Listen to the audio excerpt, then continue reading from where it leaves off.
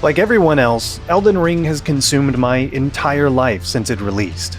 I've either been playing it during all my free time or watching videos of various challenge runs. Torch only, Bud only, Pacifist, and that got me to thinking. There are some pretty cool shields in this game, but where are all the shield runs? I could only find one, and it used New Game Plus and a bunch of glitches and cheese to get through the game, despite calling itself a world-first shield-only run. I thought that was kinda lame, so I present to you the true, one and only, no cheese, no New Game Plus, shield-only oh, crap. Looks like another YouTuber by the name of Plateau Peak beat me to it. No cheese, all major bosses, new game. It's a good video. If you're starving for more shield action after this one, go check his out too. He uses some different strategies from mine, and I found it really fun to see how his decisions deviated from mine. Before we start though, here are my rules for this run. 1. Any damage I do must come from shields. No consumables, no spells. 2. This is a solo run, meaning no spirits and no co-op summons. And 3. No cheese. If I arbitrarily decide that something is outside of the bounds of the game's intended design, I will arbitrarily decide to make the game harder on myself by choosing not to use it. I might regret this later. Anyway, let's create our character, the one and only shield hero Naofumi Iwatani, and let's get this show on the road. I don't plan to respec during this run, another decision I may come to regret. So to start, I choose the starting class with both the biggest shield and the best stat line, focusing vigor, strength, and endurance, and immediately get myself killed. But I've already learned a couple of very important things here. You can swing your shield if you two-hand it, and it doesn't even do that bad of damage. Nice. With that out of the way, I head out into the open world and immediately get myself killed. I didn't expect anything less, and I don't really need anything from this guy anyway, but I wanted to see what I could do. I did learn another very useful lesson, though. Shields are incredibly short-range weapons. Oh boy. During the beginning of my second playthrough, I stumbled on an early ruin that I didn't find or fully explore in my first one, and found a small shield that does bleed damage, and that was what made me want to do this challenge. So I immediately set out on my quest to get Torrent, and made my way to the Weeping Peninsula to claim my prize, and immediately delved into the nearby mines to collect some upgrade materials and try out my new toy, and yeah, it's still not great. I committed some stones to upgrading and played with it some more, but then I realized I'm an idiot. I did research before starting this run and found a lot of great shields that I wanted to try and make use of, and added this bad boy to my list, the Spiked Palisade Shield. This thing does solid damage and has good bleed buildup on top of it. Problem is, it's in Caelid, on the other side of Underground River, and because of that, I had it marked as a mid-game acquisition. This is the point that I realized that I can just run. So I ran. I picked up my shield and cleared another mine for more materials for the initial upgrades, and this is where I realized just how slow and strong great shields really are.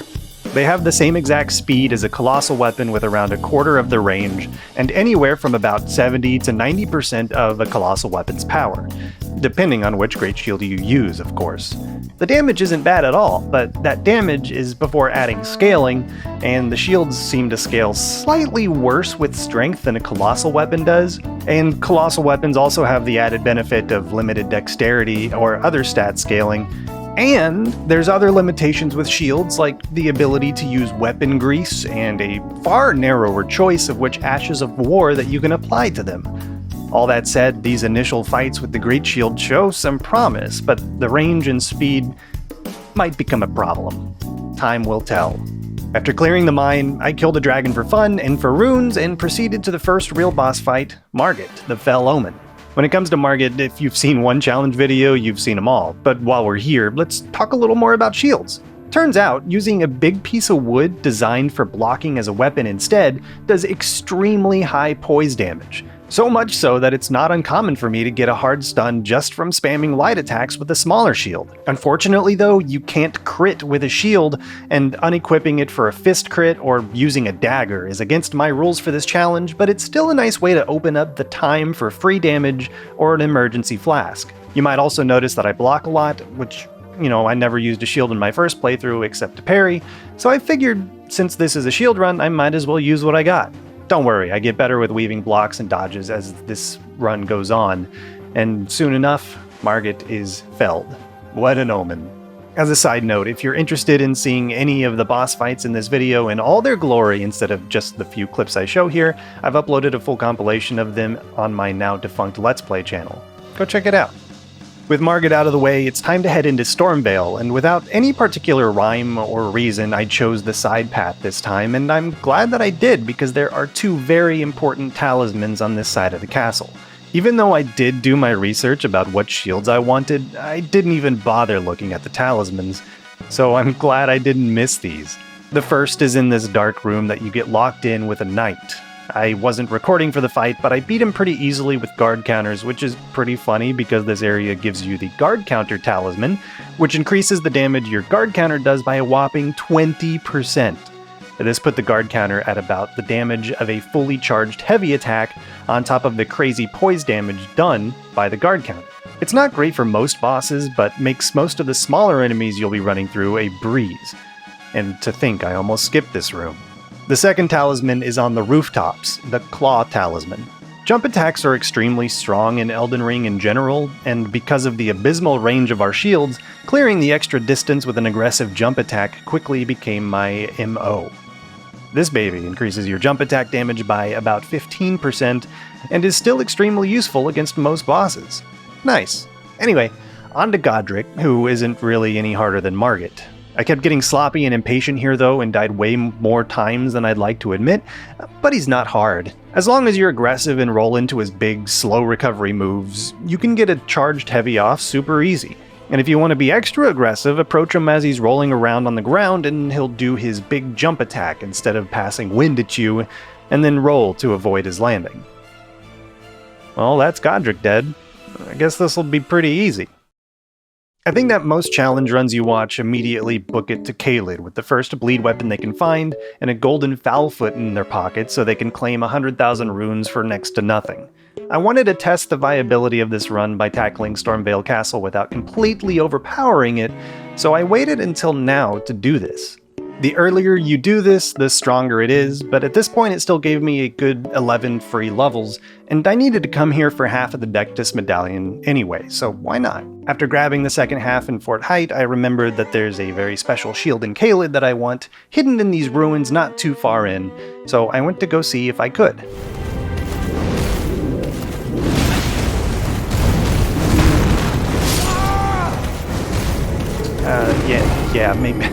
Maybe later. Next, I cleared a mine in Liurnia for a smithing stone bell, hoofed it up to the Altus Plateau, and made my way to Mount Gelmir to find the Volcano Cave. I couldn't get the shield in Caelid, but there is another very special shield in here that I want. The Coil Shield. It's a snake. It's a snake on a piece of wood.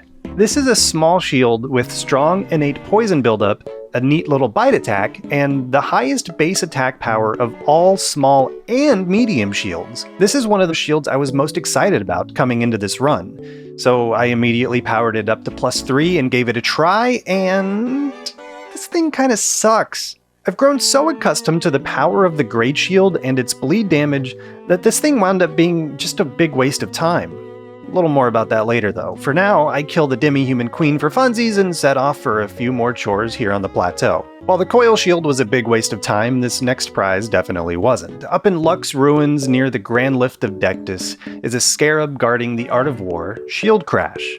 This is a move that costs 12 FP and hits 4 times while moving forward and maintaining guard, with a 5th stronger hit that can knock some enemies down. The damage on its own is amazing, and each hit builds status, which means more bleed for me. Next, I dipped into another mine for the second smithing stone bell and into the hero's grave near the capital. Solving the little puzzle of this dungeon gets the stupid chariot things to destroy each other, which is extremely satisfying by the way, granting you a full set of tree sentinel armor and another Art of War that can be put on your shield, Holy Ground. I came here for the art because it's one of the very few that can be used with a shield, but I never ended up using it. I did, however, use the armor for the rest of the run for its great defensive stats. Finally, I went back to the hero's grave at the beginning of the game to fight more chariots and get a seed from the dungeon's boss, but mostly to get the Erdtree's Favor talisman for those times when I need a little extra equip weight on top of my stacked endurance. And with all that done, it's finally time to head into Hogwarts and bully the mascot.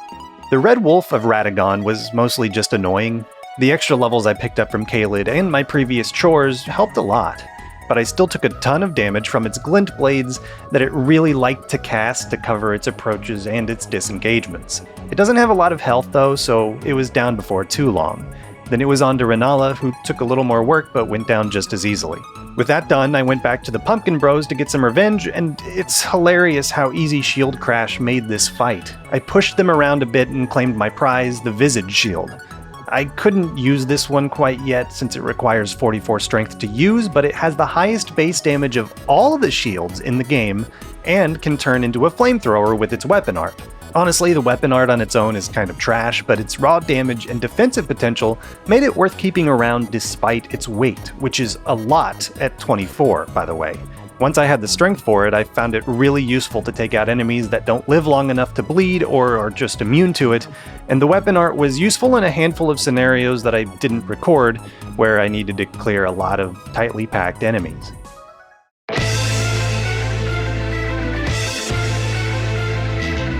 With that in my bag, it's time to head to the Draconic Tree Sentinel guarding the capital. This is where the game really starts to step up and bare its teeth, because this boss is no joke.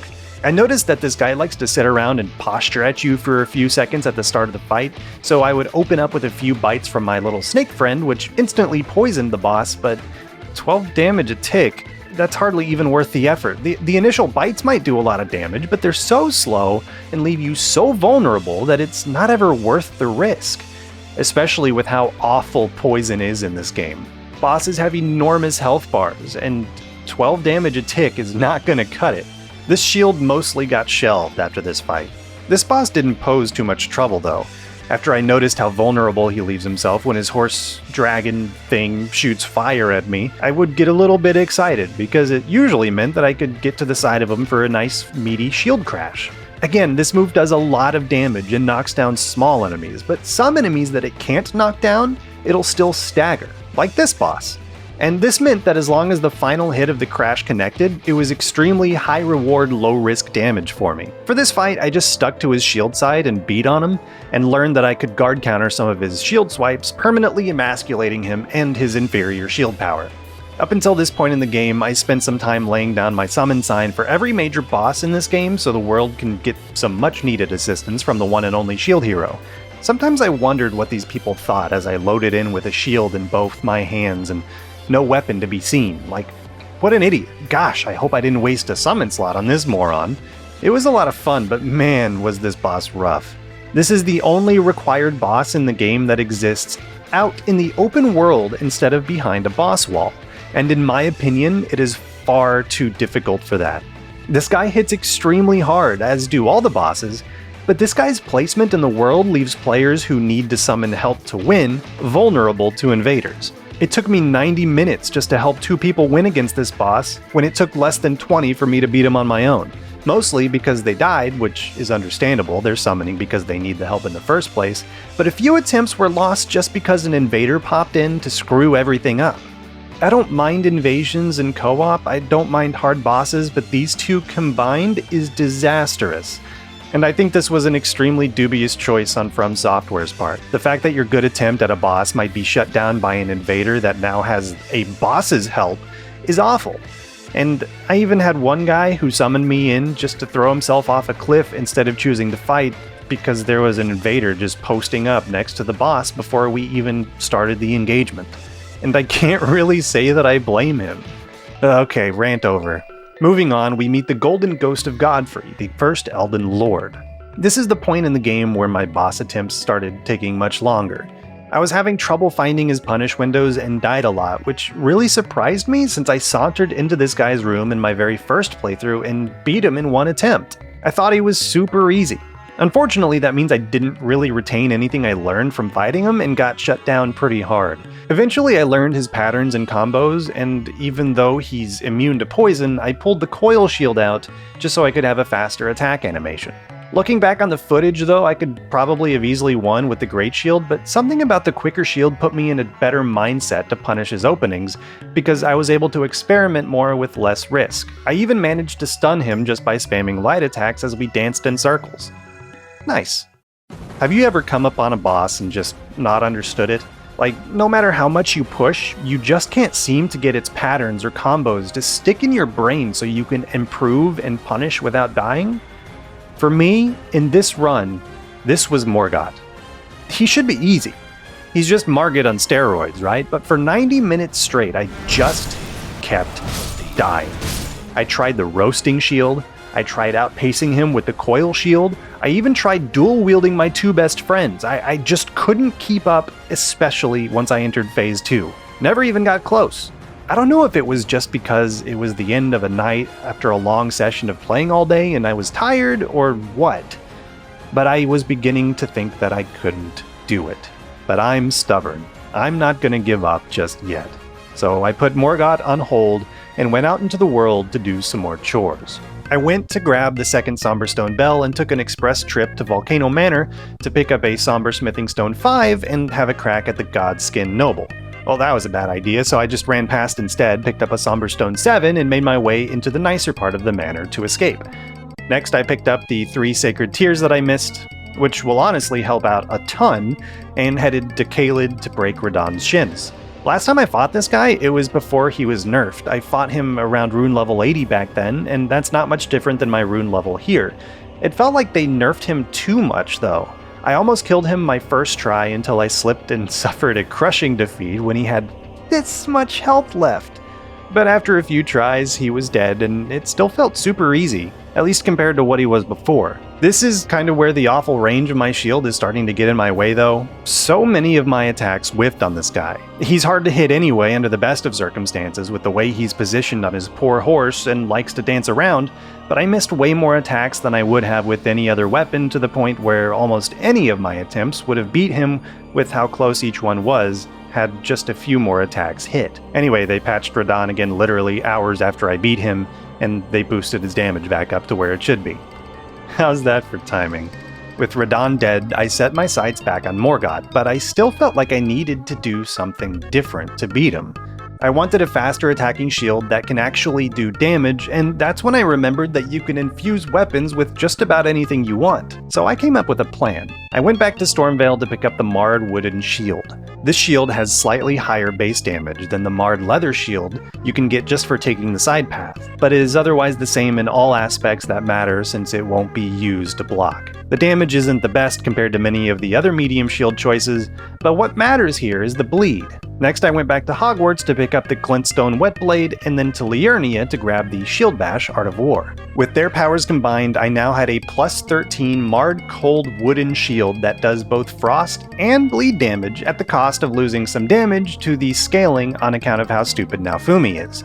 But I thought that's a small price to pay for these two powerful effects. I also pumped up a Golden Great Shield a bit to use for the fight for its solid holy mitigation for Morgott's light weapons. I wasn't too sure about this new shield. I'd spent so long with my big boys that the attack power on my new one gave me pause. Surely this won't be that good? Morgott was dead within 2 more attempts. Maybe it was because I got some more levels from my Volcano Manor escapades, or maybe it was the fight that I had with Radahn, or maybe it was because Morgott was the first thing I fought that day and I was coming in fresh. Or maybe it's because this shield and the stacking frost and bleed damage is actually really good. It's honestly probably all of the above, but this shield is great. It honestly felt like cheating with how sloppy this fight went. I arbitrarily decided that this isn't cheese. Moving on.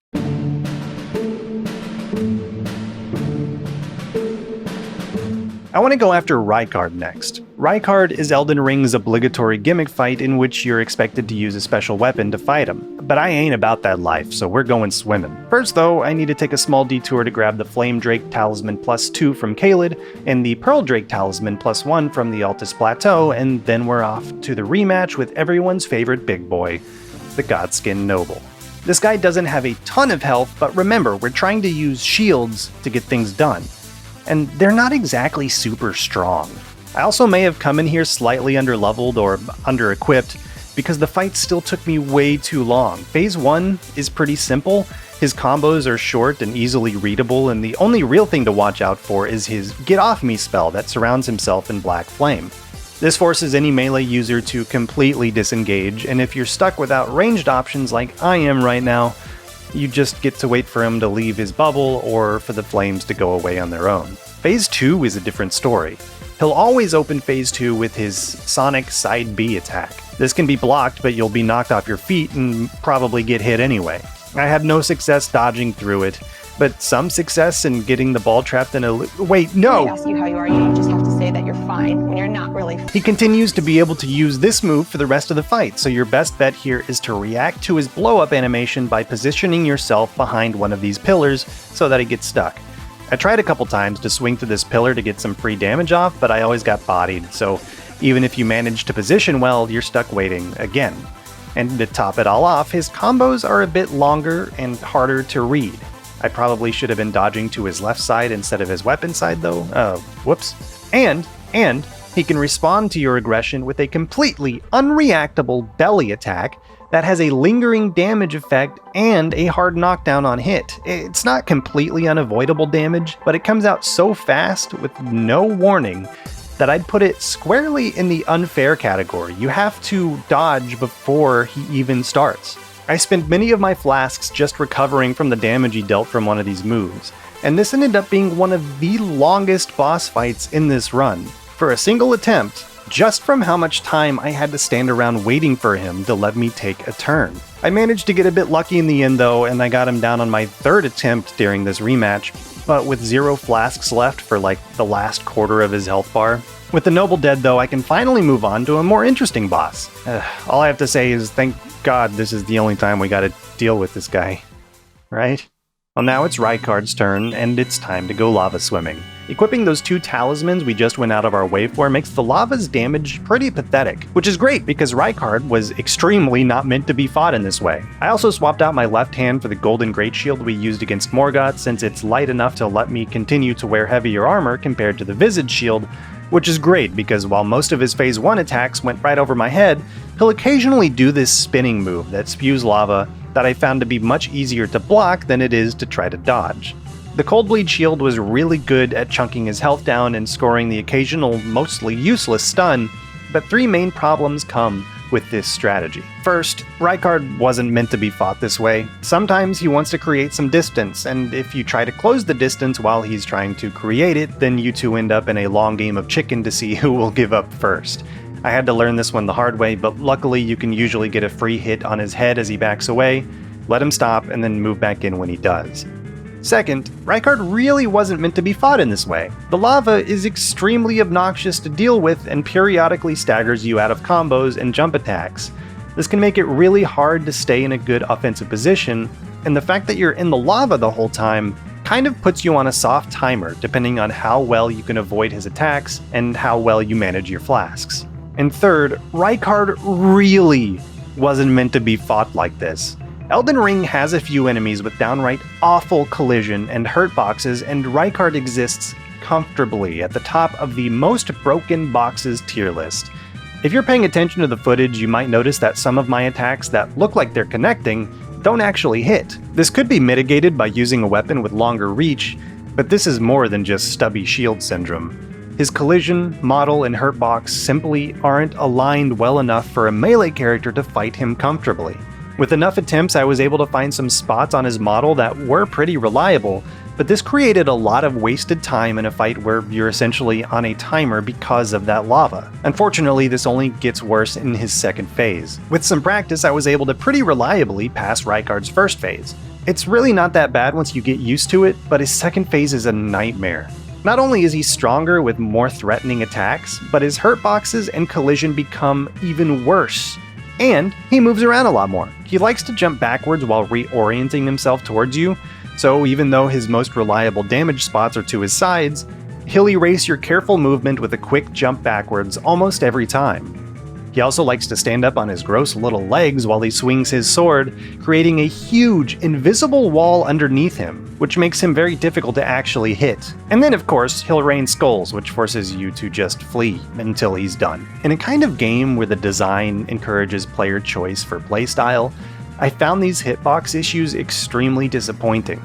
I'm okay with bosses having a more intended way to fight them, especially for these more gimmicky ones, but more care really should have been put into making sure more playstyles could succeed at this fight without feeling like the game's mechanics are at odds with them. I felt confident that I could take down Rykard though, but not yet.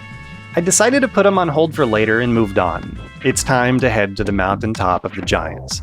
But first I had to get some revenge on the Tree Sentinel duo outside of the capital. I tried fighting these guys multiple times throughout the run, and just kept failing. So it was nice to finally get some justice and collect the Erdtree Great Shield in case I ever needed it. With that in my pocket, I head up the mountain to kill a gargoyle, ride the lift, and find another smithing stone bell, bully some giants in their home turf, and kill a dragon for another somber bell and a sacred tear. At this point I realized I missed a church near the start of the game and went to find my second to last sacred tear for the plus 11 flask, cause I'm definitely gonna need it. And now that we're finally on the mountaintop of the giants, I can finally collect one of the shields I was most excited to use for this run. Normally, I'd just run past this garrison and head straight to the fire giant, but it turns out that this is where you can collect the one-eyed shield. This shield has similar stats to the Visage shield, but is slightly lighter, with slightly less base damage, and a much more broadly useful weapon art. This thing shoots highly damaging fireballs at the cost of nearly my entire stamina bar and 28 FP, but with an oppressive amount of end lag. Despite those drawbacks though, I started investing some levels into Mind, so I can open up this option a little more comfortably in the future. Next, I grabbed the Sacred Tear from the top of the mountain, and then it's the Fire Giant's turn. This guy took under an hour, but it really didn't feel like it. Most attempts were unbearably long, mostly due to his second phase.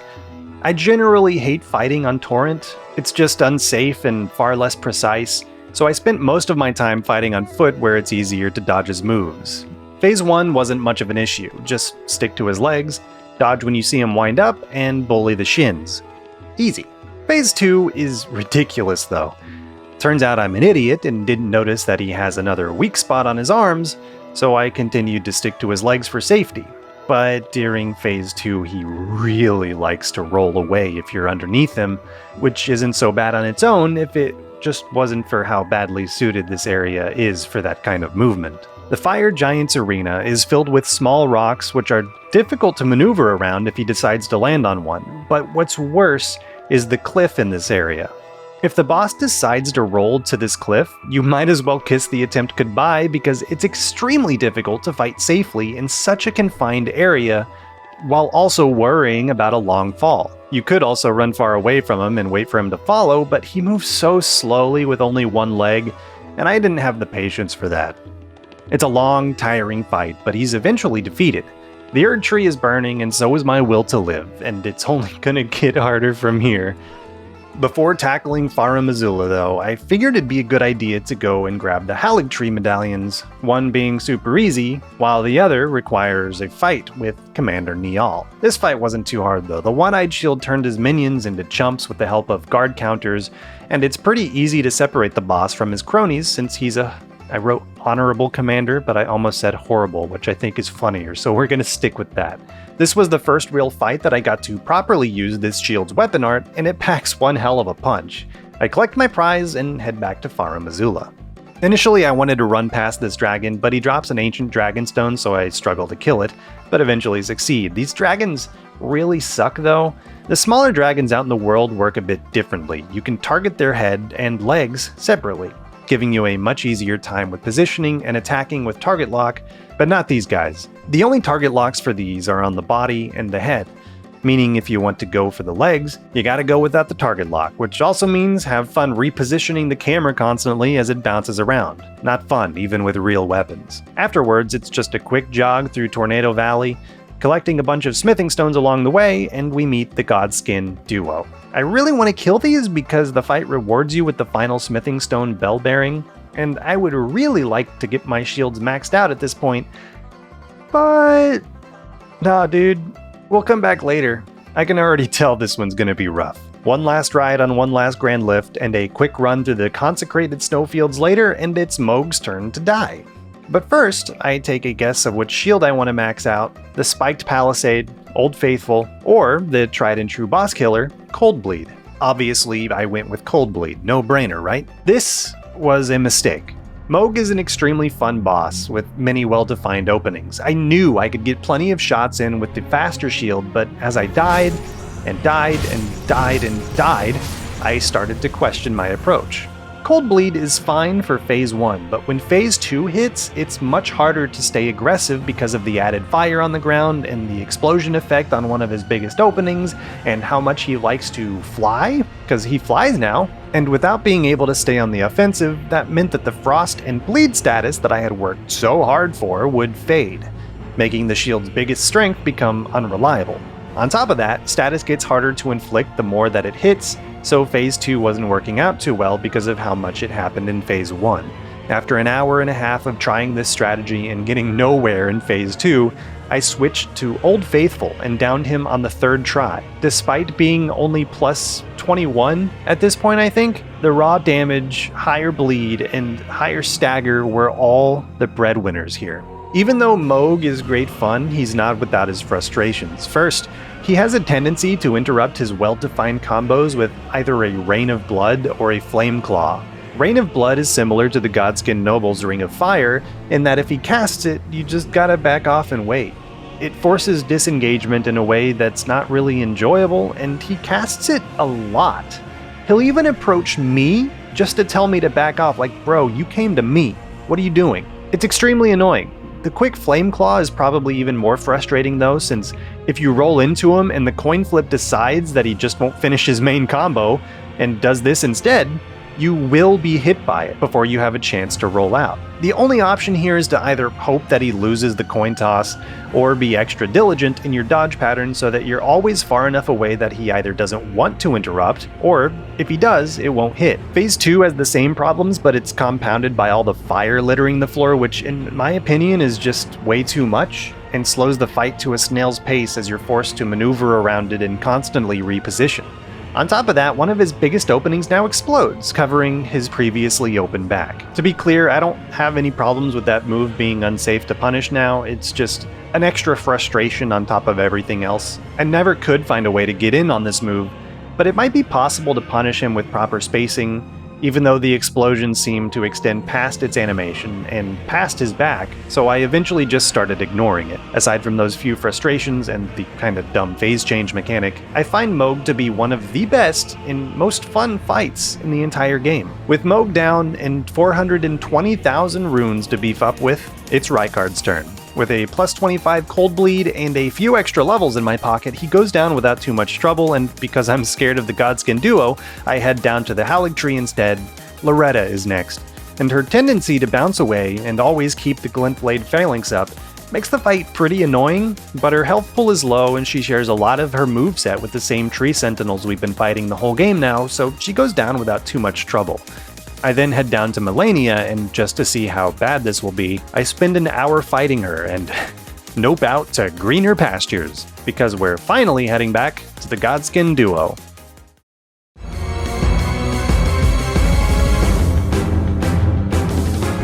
There's not really much that I can say about this fight that hasn't already been said, but it's bad.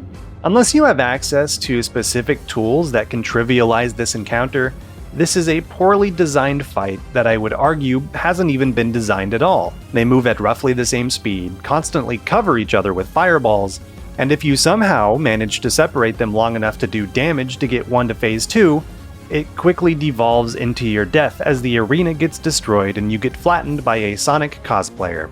I spent an hour on this, trying a few different things, including using the One-Eyed Shield's weapon art to get some free damage while the Noble is stuck rolling, but nothing was enough. I was losing my mind, and I again considered giving up. But it occurred to me that there are a couple of things that I have not tried yet.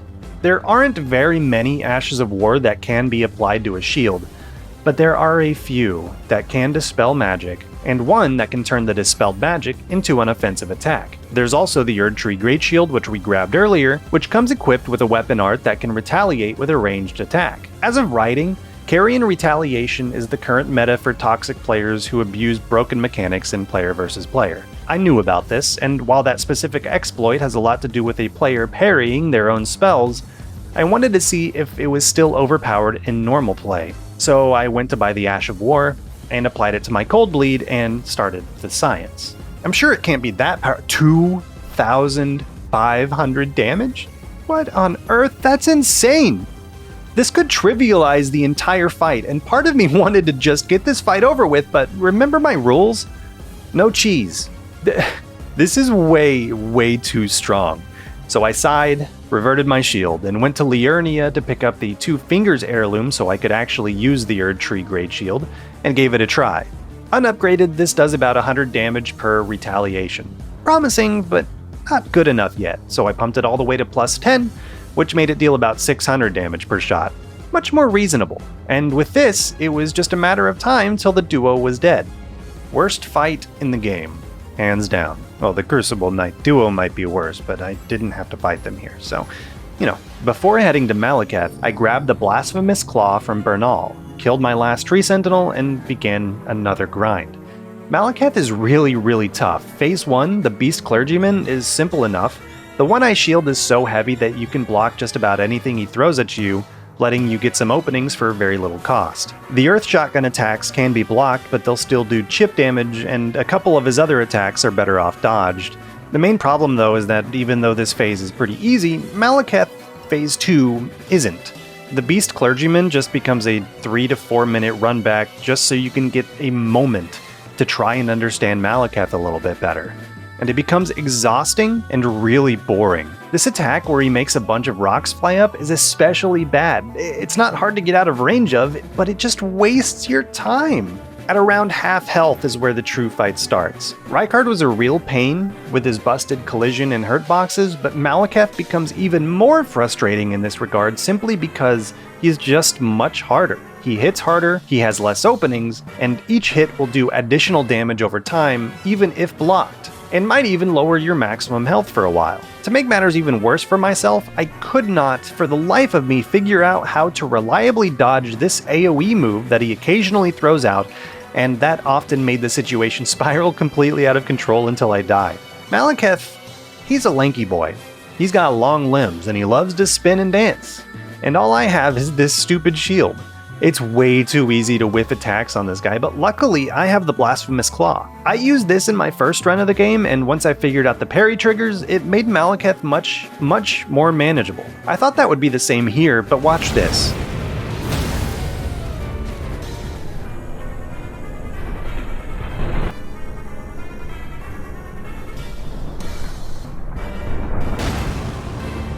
When Malekith goes into his longer aerial combos, he'll always finish with an attack where his blade flashes yellow, indicating an attack where you can parry with the Blasphemous Claw. This blinds him for a moment, where he'll swing wildly 1 or 2 times, allowing you to move in and hopefully get some hits. You can still be hit while he's in this state though, so you've got to be extremely careful. But what's really annoying is that while he flails around, he sometimes stands upright. This makes you think that you can mosey on in through his front and slap him in the shins. But there is a really large collision box blocking you from getting in range from the front, so you have to go around to his hind legs and swing from there. But he's still flailing and twisting and dancing, so even getting those hits can be extremely difficult. And I was lucky to get a few decisive strikes in with how far I had to move and how carefully I was forced to approach. Like, it baffles me that they would go through the effort of adding in this optional item to help make the boss a little easier and a little different, but screw it up in a way that it can become frustrating because of the boss's collision boxes when it should feel amazing to pull off. I mean, I guess I did still feel like a certifiable badass parrying this giant turtle so many times, but it was always accompanied with a healthy dose of, oh god, I hope I can hit him. Oh, and not so fun fact about the Blasphemous Claw? Sometimes, if you time it barely too late, you'll get a parry off, but still take the full hit of an attack. It's pretty rare when you're facing the boss yourself, but if you lay down your summon sign to assist other players and try this trick, it happens nearly every time because of the game's netcode. It's just another way they fumbled this neat little optional item. Such a shame. With Malekith finally out of the way, we're back in the destroyed capital to finish things off. First though, I want to grab the Erd Tree's favor +2 from the back entrance guarded by some putrid tree spirits that I didn't need to kill for my prize, but felt good to push around after the nightmare that was Malakath, because it's all pain from here on out. Well, maybe not all pain, because next we have Gideon. I initially tried to smack him around, but his spells are just too aggressive and I'm already impatient, so I just bully him with the Erd Tree Great Shield instead. His spells still hit extremely hard, so it took a few tries, but it wasn't too bad. On to Godfrey, who wasn't so bad either. I used a similar tactic to how I fought his Shade, pushing my aggression and dancing around him to punish whiffs. The high stamina and heavy shield were invaluable here, allowing me to block any attacks that hit while maintaining my position to do damage. Horalu is a different story though. I thought he would be much more difficult, but even though he's got a much better turning speed and attack speed, he's still vulnerable to similar circle around tactics, and the shield was still extremely useful. My only major gripe here is that I'm not a big fan of these huge multi-phase area attacks that stun you so hard that if you get hit by a single part of it, that it basically confirms your death. Not terribly difficult to avoid once you know what to look for and the timing of it, but it's still a pretty frustrating way to die when it happens. Lucky for me though, it just took a couple tries to recalibrate, and he was down on the 4th attempt. We're almost done, but now we really suffer. This is Melania. Did you know that she's the Blade of Mikola? She's hard. She's really hard. I don't know where she was when Mohg kidnapped Mikola, but she needs to be punished for her inaction. But I think that's gonna take some work, guys. This boss is insane even with a normal build, and all I have is a couple of dumb shields. She heals for around 500 damage every time one of her attacks connects, and she has very few openings. If you haven't fought her one-on-one, you might be watching the footage and seeing her pause after some combos where I don't punish her, but trust me, those aren't openings unless you're running Bloodhound Step or some other ranged abilities. She has a few different bread and butter combos, but she can extend or end them on a coin flip, so you can never really be sure if she's done. And I couldn't just sit there and take hits with my shield because I simply don't have the damage to outpace the amount of healing she does with each attack. My jump attack only does about 600 and some change, and if I tried to trade blows with her, I would get nowhere, so it's back to dodging for me. This is phase 1, and during this fight I was looking for any one of these 5 main openings to exploit. Number 1, Flurry. If you roll backwards away from this attack, she'll almost always nick you with the final swipe. So roll through it instead, and then roll away immediately. She can end this flurry either with a fast follow-up to extend her combo, or a slow one to end it. The second roll is simply to be in a position to dodge in case she does continue, but was still fast enough for me to consistently get a jumping attack on her. When you first encounter it, it seems like a completely insane attack to react to since it comes out so fast, but she always begins this move with an audio cue and sparks from her sword, so the dodge becomes sort of a Pavlovian response. If you're too slow with your punish though, be prepared to take one in the back. This applies to all of her openings. Number 2, Lunging Stab.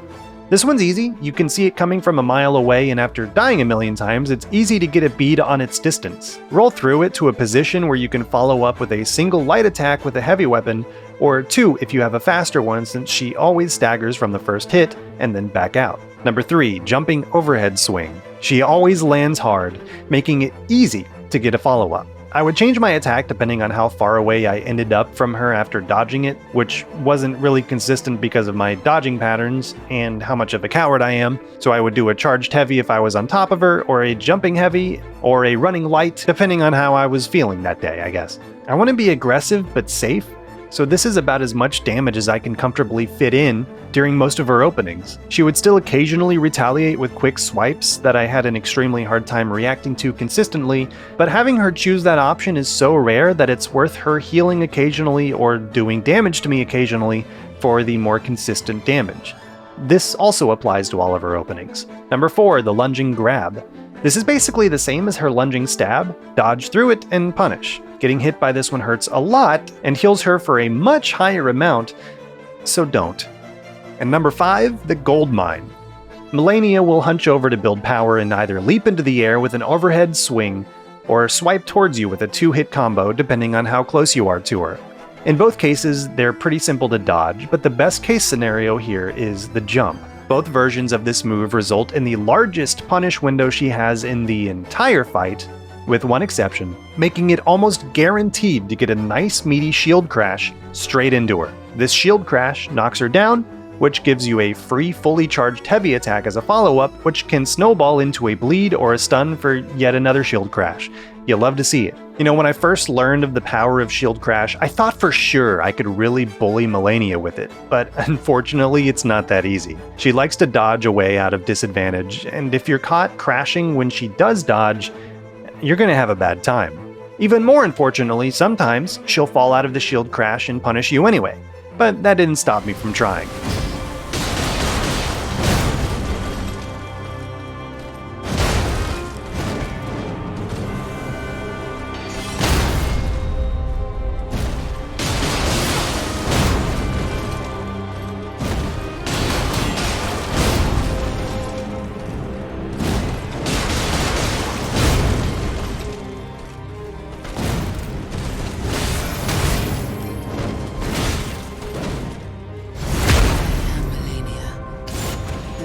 I deserve that. Despite how successful this clip looked up until the very end, you can see how easily things can go wrong and how ready she is to just dodge out of the way if you try to chain crash her. So after this, I just stuck with one at a time. The biggest thing I had to watch out for in this fight was her waterfowl dance. There are two ways to dodge it completely. The first is being far enough away when she winds up that you can just run away from the first wave and carefully dodge through the next. The second is a precise movement to trick her into lunging in the opposite direction.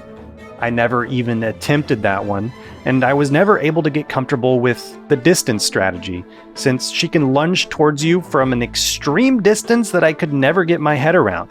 That's also only if I was able to react in time to start running the instant she winds up, which I was never able to do. She's able to use this move once you bring her down to around 70% health, and from then on, you've got to deal with that threat for the rest of the fight, and she can use it at any time.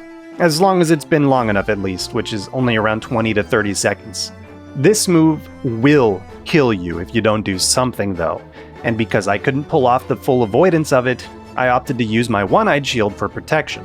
Pull it out for the first wave, unlock the camera, dodge through the second, and run back towards her in this small triangle pattern for the third. With a little practice, it was pretty easy to avoid taking damage as long as I remembered to unlock my camera and get my shield up in time. It took a long time to get comfortable though. But the problem is, she's still healing through every single hit on my shield. Now if you've been paying attention, you'll probably realize that I'm 100% at the mercy of Malenia's choices during this fight. The 5 main openings that I look for are chosen randomly, and I couldn't figure out any way to bait out those specific moves, so she would sometimes go a whole minute or more without giving me a single one of those openings. As I mentioned earlier, this is bad for bleed buildup, but it's also bad for stun buildup, and worse, gives her more opportunities for her to use waterfowl dance to get some free, unpunishable healing. I had more than a few really good attempts on her get stuffed by her lack of openings and abundance of healing. They nerfed Radahn in an earlier patch, and I'll be extremely shocked if Malenia doesn't eventually get one too. Her healing needs to be toned down, or at least be tuned proportional to the amount of damage she deals with none gained on a full block. Her waterfowl dance needs to do far less damage and have far less movement, or maybe even overhold completely in a way that makes avoiding it a bit more attainable by mere mortals. And a massive shield should not be the only way to avoid damage if she decides to initiate while she's on top of you. Or just give it a much longer cooldown or a big enough telegraph so you can mentally prepare. I've seen many people say it's fine, but no, it's not. Not with the way she works right now. Over the course of this fight, I evolved my strategy a lot, but eventually settled on keeping both Old Faithful and One Eye equipped in the left hand for a quick swap between offense and defense with Cold Bleed in the right. Cold Bleed didn't do quite enough damage for Phase 1, and the ever-increasing difficulty of status effects made Phase 2 insanely hard, so I landed on a strategy of blasting through Phase 1 with the two-handed Old Faithful and Phase 2 with One Eye in the left hand and Cold Bleed in the right, swapping to Old Faithful if a gold mine ever appeared. For Phase 2, she changes quite a lot. Her opening Dive Bomb is a nice opportunity to take some emergency flasks, but the best case scenario is that you're already healthy, so I thought this would be a nice opportunity to shoot her with a Fireball. Nice! I knew this shield would come in handy. For the most part, Phase 2 works mostly the same as Phase 1, with a few additions. It's hard for me to say for sure, but I think her attack patterns get slightly slower. At least it feels like she's a bit more deliberate with her swings, if that makes sense. I'm mostly looking for the same openings here, but with some minor differences. Her small overhead jump attack always leaves a delayed rot explosion at its center now, so you'll have to be behind her to punish. Her lunging stab, her lunging grab, and that overhead attack all have a coin flip attached to it where she'll decide to follow up with a jumping stab with another delayed explosion. At first, this really tripped me up, but once I learned to react to it, and that it was coming half the time, it was easy enough to dodge and almost preferable because it almost always allowed me to get a fully charged heavy attack at her back with a light attack follow-up for some good status and stun buildup. Like before, she staggers out of the first hit in her openings, but unlike before, this stagger also has a coin flip attached where instead of staggering, she'll wind up her kick. I'll say it again, instead of staggering on hit, her response is to instantly start her kick attack. Whether I punished her openings with a light or heavy attack, I'd always follow up with a second light attack, expecting her to have staggered, but this coin flip meant that if she decided to kick instead, I would get punished myself. I can't tell you how much I hate that design choice. Like, either stagger or don't, but to kick as an immediate response in place of a stagger animation, randomly mind you, is an extremely non-intuitive thing to do, to the point of being not fun to deal with. I totally get that it's my fault for trying to be aggressive and always get that extra hit in, but remember, I'm kind of on a timer here, a timer against status buildup, and a timer against Melania's choices to give me the openings, or not give me openings, and use Waterfowl Dance 4 times in 2 minutes to erase the last 4 minutes of damage I've done. I'm not mad. It just feels like so much of this fight is working against its own design space to be as needlessly frustrating as possible in an encounter that should be extremely fun. Difficulty is one thing, but the kit creep and RNG aspects of this boss design remind me so much of the path that many MOBAs like Smite and League of Legends go down, with every generation of new champions and heroes having more broad utility and power than the last. Anyway, back to the coin flip jumping stab. This also applies to the gold mine attack such that it's no longer a gold mine. I mean, it can be, but your window to react to the fact that she lost her coin flip is extremely low. You can still get a shield crash off if you recognize it in time, but if you're just a split second too late on your realization, then your crash is going to be crashed. The real gold mine in this phase, though, starts when she falls around 40% or so, not sure of the exact number, but she'll begin weaving her Scarlet Aeonia into the fight. This thing will probably kill you if you let it hit you, but it's not too tricky to dodge, and she leaves herself wide open. This is a great time to top off, but if I was already topped off, I was able to shoot her with a fireball, and still have enough time to regenerate my stamina and move in for a couple of melee attacks. The more she did this one, the happier I was. Phase 2 feels like she has less health, but also feels overall more dangerous. To make things worse, she has some new attacks that send her into the air, making it pretty easy to confuse them for her duck dance if you don't carefully look at her stance. If she's taking this stance, it's waterfowl. Anything else, and you should be prepared to just dodge. It takes some time to get used to, but learning that made this half of the fight way easier to maintain. But if she jumps while she's in your face, it's a lot harder to tell what she's about to do because of her wings and because of the jank camera angle, so I guess good luck. Her last new attack is probably the most dangerous. Sometimes she'll jump up into the air and throw these phantoms at you. And I learned in my first playthrough that if you just try to go underneath her, you'll instantly get stun locked and die. So you have to keep at least a little bit of distance, and she'll throw these phantoms at you and then end her phantom combo with an extremely damaging thrust from the air. It took me forever to find a remotely safe pattern for this one, and ended way more runs than I'd like to admit, but eventually I figured it out just enough to stay alive. Melania took me a combined total of 6.5 hours before I finally got her down. And looking at my successful run, I honestly got extremely lucky. She gave me so many openings and only invoked the duck twice in her first phase, and not at all in the second. Remember, with the way that I was able to consistently avoid the damage of that attack, it meant that she was healing for an absurd amount every time she decided to use it. So, because of the lack of waterfowl, this victory took me less time than a majority of my failed attempts at her, which only serves to show how absurd it is. But hey, Melania is dead, so now it's time for the victory lap. I realized I forgot some important business in Farum Azula, so I go take a nap and get kidnapped by an old man, or an old dragon more specifically. A bit tough with such a slow shield, and the run back kinda sucks, but he's easy enough to dodge and outdamage. Not much else to say, but now it's Radagon's turn. I think Radagon is a tricky fight for any build. He's got extremely weird timing on his strikes, so it took a bit to figure out the dodge timings, and Old Faithful I felt was too slow for proper punishment, so I opted for the Cold Bleed in this one. No point in blocking his attacks, since most of them are infused with holy explosions, so I ran with Old Faithful in the offhand in case I ever got a stun for a shield crash. Not much else to say here, especially after Melania, but after around 40 minutes of relearning his moves, I got my first run at the Elden Beast. And then a few tries later, the Elden Beast was dead too. But I underestimated how miserable this boss would be with the lower speed and damage of these shields. But in the end, I opted to use Old Faithful just for the raw damage output and the shield crash potential for when I got the occasional stun. This is a long and very annoying fight for many reasons, but they've been talked to death by many other YouTubers, and after Melania, I don't really want to take any more of your time. So yeah, Elden Ring is definitely beatable, not just beatable, but succeedable without cheese using only shields. Was it fun? Yeah, I'd say it was. Was it worth it? Debatable. Will I do any more challenge runs on this channel? Probably not for a while. This is mostly a critique and analysis channel, so I tried to fit at least a little bit of that into the script, but don't expect much more of this on the regular. And as a reminder, if you want to see the boss fights in all their glory, I'll leave a link in the description and pinned comment, so go check it out if you're curious to see more of any of my fights. And finally, if you watched all the way through the video and made it this far, I would really appreciate it if you went and watched my video about copyright in fan games. It's probably the best video that I've ever made, and YouTube has decided to bury it deep into the ground. A fact that is way more painful than any punishment that I endured from Melania during this run. So go check it out if you want to see more from me. I'd really appreciate it. And I hope you really enjoyed this video, even though it's not what I normally do. But anyway, I'll see you next time. Bye-bye.